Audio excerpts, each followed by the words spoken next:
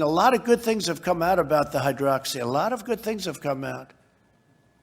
And you'd be surprised at how many people are taking it, especially the frontline workers, before you catch it.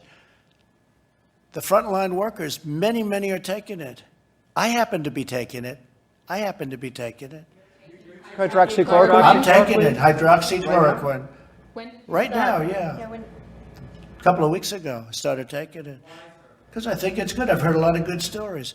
And if it's not good, I'll tell you right, I'm not going to get hurt by it. It's been around for 40 years for malaria, for lupus, for other things. I take it. Frontline workers take it. A lot of doctors take it. A lot of doctors take it. I take it. Yeah, I hope to not be able to take it soon because, I hope they come up with some answer.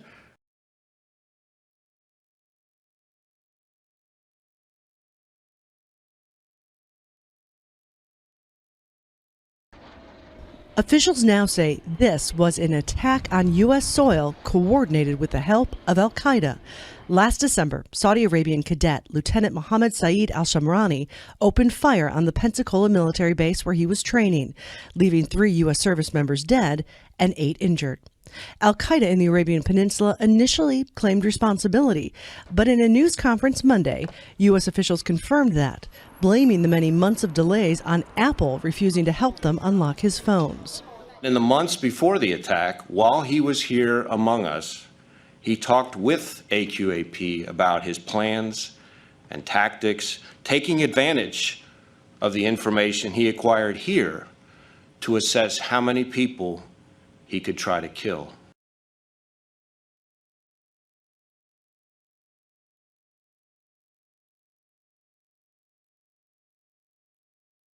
是2020年的5月13号，我是张展，我现在在一个火车站的广场后面但是没有想到被警察追着打，并且胳膊上流血了。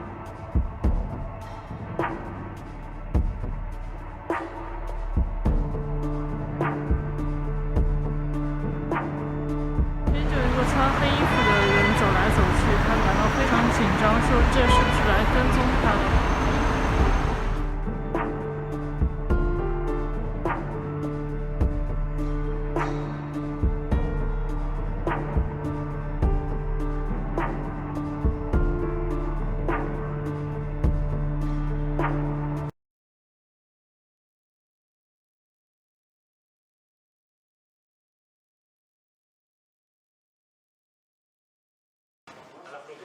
Clutching a Jewish holy book, Amiram Ben Uliel faced judgment in an Israeli district court. He was convicted of 3 counts of murder and 2 counts of attempted murder. The charges stem from a 2015 firebombing that killed a Palestinian toddler and his parents in the occupied West Bank. Ben Uliel confessed to the crime 3 times, but his lawyer says he did so under torture. 18-month-old Ali Dawabshe burned to death in his family's home. His mother Riham and father Saad were fatally wounded. The only survivor, Ahmed, was 4 at the time of the attack. He suffered burns and has been cared for by his grandfather Hussein.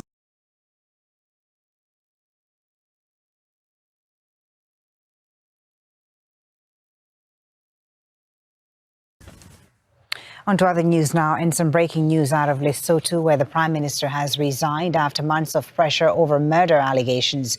Thomas Thabane's coalition fell apart in Parliament last Monday, and he was asked to step down by the end of this week to make way for a new government.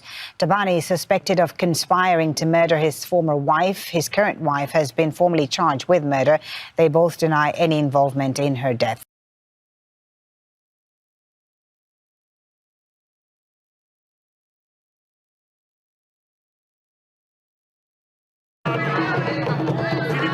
Election campaigns are intensifying as Malawi heads to an unprecedented presidential rerun.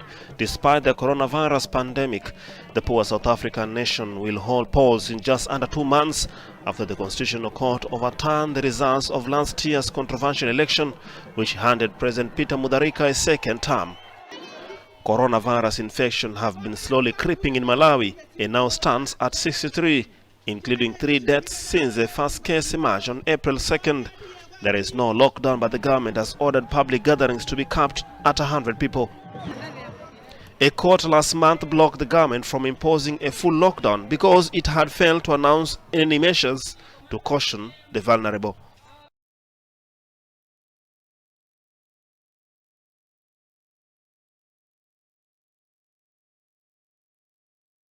Another pressure point for China, Hong Kong. China is tightening its grip and Hong Kong is ready to erupt again. China wants to rewrite everything from the constitution to history books related to Hong Kong. In reaction, the quiet streets of Hong Kong are bracing for another major protest.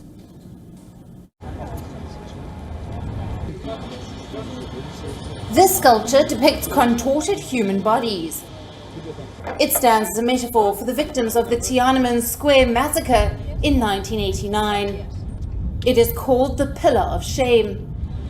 It shows faces of Hong Kong's demonstrators with helmets, goggles and gas masks. The faces were given a mask, the symbol of the pandemic made in China. A banner tied to the base of the structure sums up the plight of Hong Kong's citizens.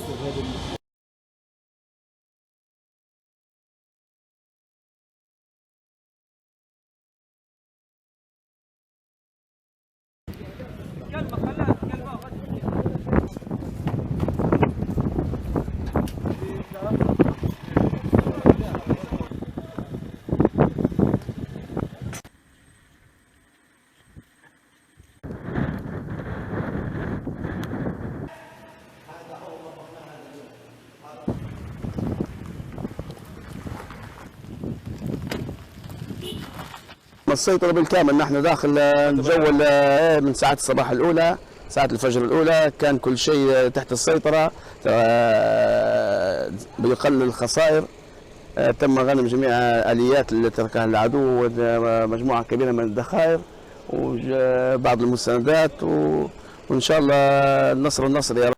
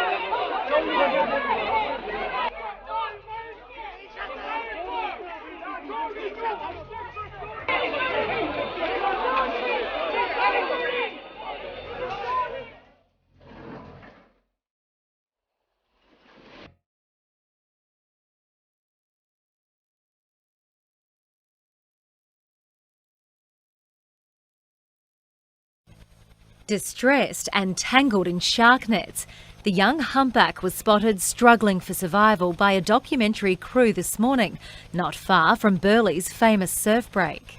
A local diver who was out looking for a manta ray spotted the calf and launched a solo rescue mission. Django dropped anchor, grabbed his knife and jumped in.